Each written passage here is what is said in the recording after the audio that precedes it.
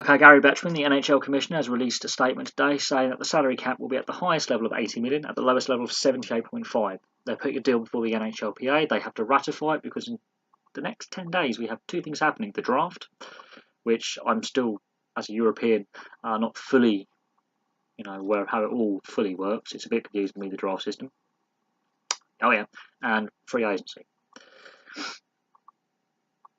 So the NHLPA has a very limited time to agree to what level the cap should be. I think it will be 80 million. A lot of publications have basically rumoured it's going to be around between 78 and 82, and 80 is right in the middle. Some teams are very close to the cap regardless of where it's set, such as Detroit, Chicago's, Tampa's. They are really scrabbling for cap space. Some teams are also struggling to reach the cap floor, such as Arizona, but Arizona have just signed or offered Ekman-Larsson a nice big contract just to bump them over. Also, whatever the salary cap is set at will affect where John Tavares and Erik Karlsson go. They're two big names that have been rumoured and linked with moves away from the teams they are at. Erik Karlsson with the Senators, he could be going anywhere, most likely Golden Knights, should he be moved, because they were close to signing him last year. And John Tavares is linked to every other team in the NHL apart from the Islanders because of issues with the Islanders, because it's the Islanders. But the salary cap being set at 80 million means, I believe, all teams will be under the cap. Some teams, such as Montreal, have some players going on to these lengthy contracts, such as Carey Price starting his $10 million a year contract from this season.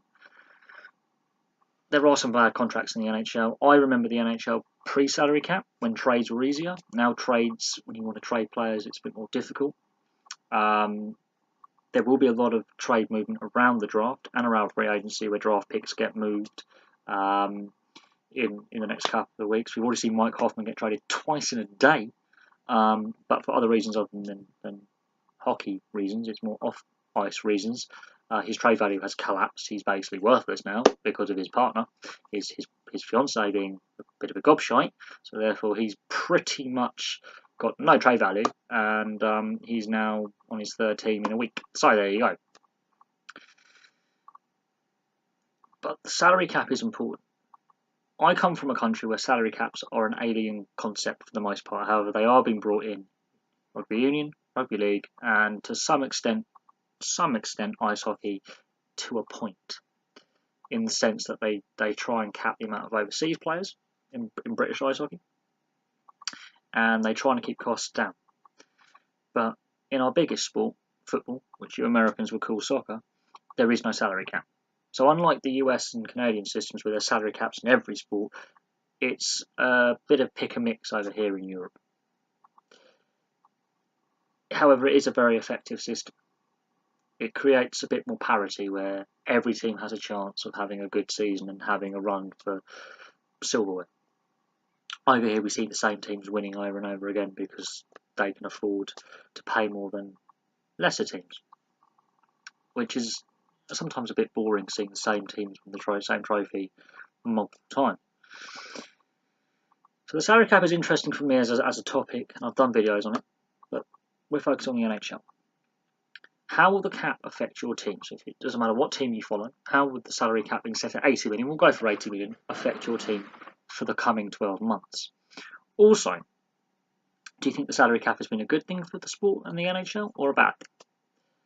Finally, does the salary cap being at 80 million mean that John Tavares stays or leaves the Islanders, and Erik Karlsson stay or leave the Senators? That's another question.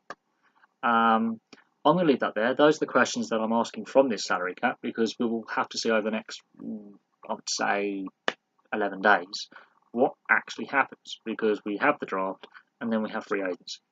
And if the salary cap is set at 80 million, that will limit some teams on how much they can offer free agents, whereas other teams have a bit more room to play with and a bit more money to spend. So that'll be interesting to see where free agents go. And also contract extensions, UFAs, RFAs, and a few other contract things I'm not 100% clued up on. I'm learning the contract side of the NHL. I may be a fan of ice hockey and I may enjoy watching it, but there are things to do with contracts and the draft and free agency that are a very alien concept to us Europeans.